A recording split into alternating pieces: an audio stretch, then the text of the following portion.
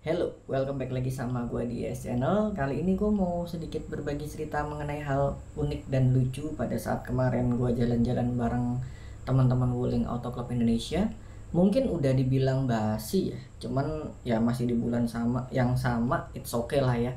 Jadi disimak aja ceritanya karena ini bakal seru, yaitu satu kejadian seekor almas bisa turun tangga. Terus terang bingung kan lo ngelihat gimana ceritanya seekor almas bisa turun ke tangga. Nah, menurut cerita dari seorang Om Budi ya, yang menurut gue ya udah lama lah main di mobil, nggak kayak gue yang masih anak kemarin sore, masih baru gitu kan. Gue nggak ngerti gimana ceritanya, kata dia tidak melihat itu tangga.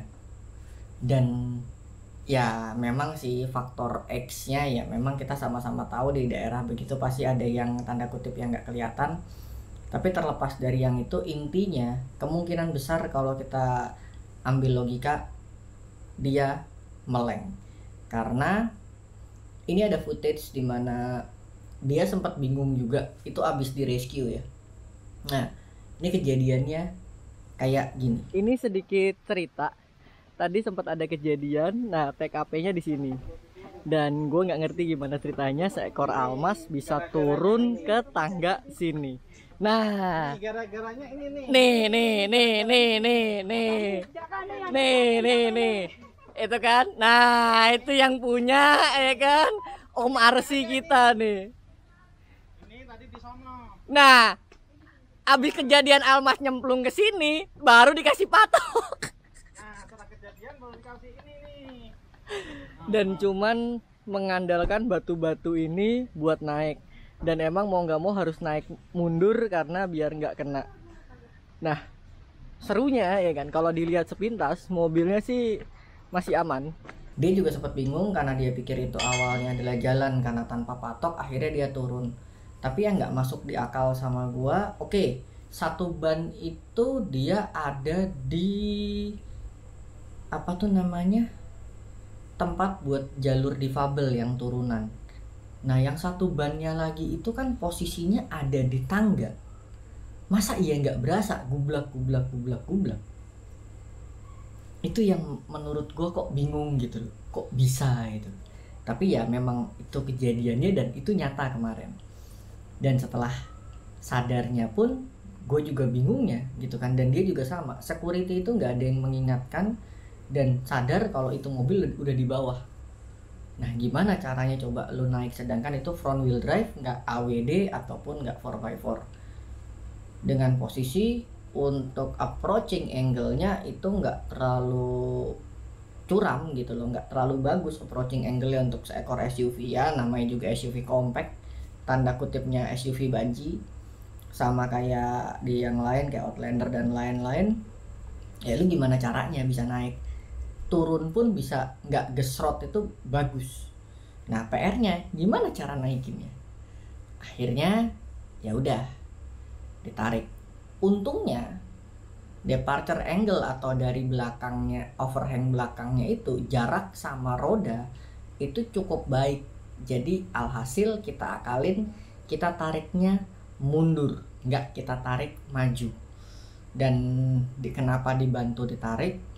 Karena satu, si almas ini matic ya, walaupun bukan menjelekkan brand lo ya, tapi karena ada temen-temen dan kita banyak, kita prepare, kita bawa sling dan lain-lain, alangkah baiknya dibantu ditarik.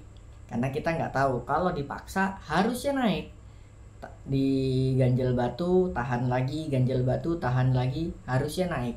Tapi untuk menghindari hal-hal yang tidak diinginkan, namanya juga perjalanan, alangkah baiknya dibantu ditarik ke belakang. Satu, lebih cepat. Kedua, juga nggak nyiksa mesin, dalam artian mesin dan transmisinya tidak dipaksa over.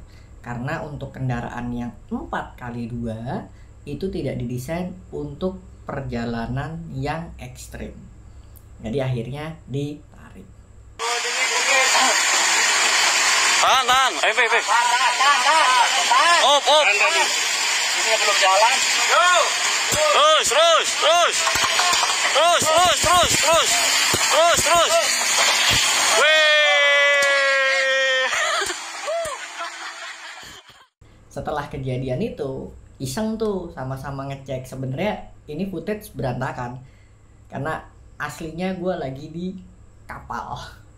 Gue denger dari HT karena Om Budi pakai rig. Gue lagi di tengah danau, lagi bareng sama member juga, ngajak anaknya minta difotoin. Akhirnya gue ke atas kapal ikut mereka di tengah danau. Gue mau ngambil footage ke sana nggak bisa dong, ya kan. Akhirnya gue ya apa adanya aja lah gue kumpulin. Ini mobil yang tadi nyelup ke sono, ya enggak? Tuh, kalau dilihat tuh, kagak tinggi kan? Tuh, nah ini ya kan? Jadi, ya kan? Seorang RC pun bisa melakukan kesalahan. Itulah pentingnya belajar safety driving. Ternyata besotnya cuman di bagian bumper yang modelnya kulit jeruk. Itu pun dikit. Karena di bawahnya pun kalau Wuling yang tipe paling murah aja kayak punya gua DB itu dia sudah ada kayak engine covernya, setahu gua sih ya aman. Sisanya PR yang depan karena overhang dari ban depan sampai ke ujung bumper tuh lumayan panjang, dan pada saat ditarik mundur atau dipaksa maju pasti ada yang nyangkut di ujung sininya dikit. Cuman itu doang dikit besot, sisanya aman. Dan sampai kemarin kalau lo lihat di channelnya Wuling Auto Club Indonesia, itu ada yang kita lewat di kondangan. Ya itu, maafkan saya bos, RC gadungan. Ya kan, dipaksa suruh di depan. Ya, itulah yang terjadi. Sampai kemarin dibawa adventure gitu, jalan-jalan lewat gang sempit, jalanan yang nggak jelas, nyampe ada yang kepater, itu masih aman. Berarti ya masih it's okay, karena kejadiannya sudah lewat 2 minggu. Nah, ini pas gue bercanda lah sama ownernya.